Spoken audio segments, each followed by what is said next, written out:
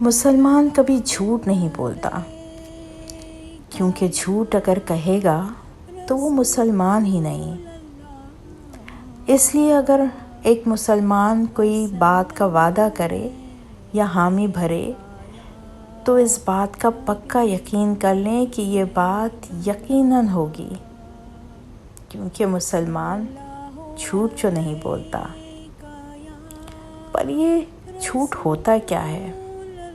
کیا ہمیں اس کی خبر بھی ہے؟ چلے ذرا سوچتے ہیں اس بارے میں کہ جھوٹ ہے کیا۔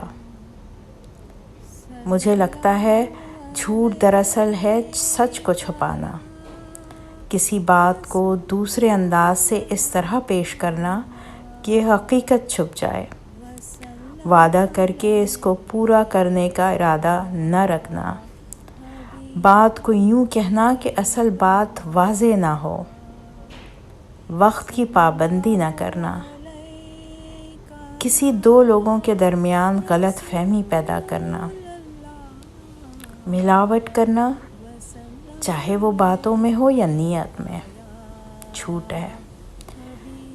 غرور سے خود کو اونچا دکھانا، بناوٹ، دکھاوا، سب جھوٹ ہے۔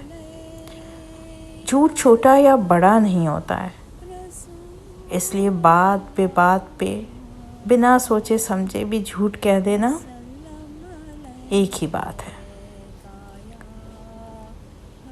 تعریف ضرورت سے زیادہ کرنا، منافقت بھی میری نظر میں جھوٹ ہی کی ایک قسم ہے۔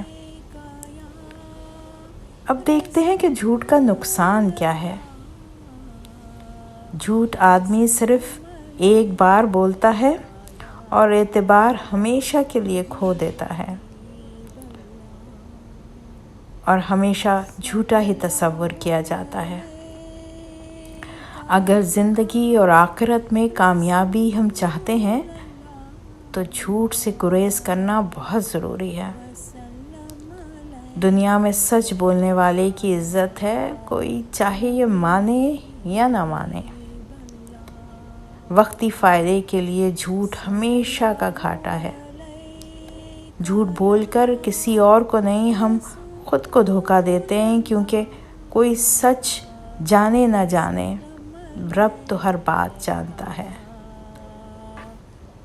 ایک بات یاد رکھیں، بچے اگر غلطی کر کے اپنی غلطی کا اعتراف کر لیں تو انہیں ان کے سچ کہنے پر انعام دیں، نہ کہ ان کی غلطی پر ان کو سزا دیں، تاکہ ان کو سچ کہنے کی عادت پڑ جائے۔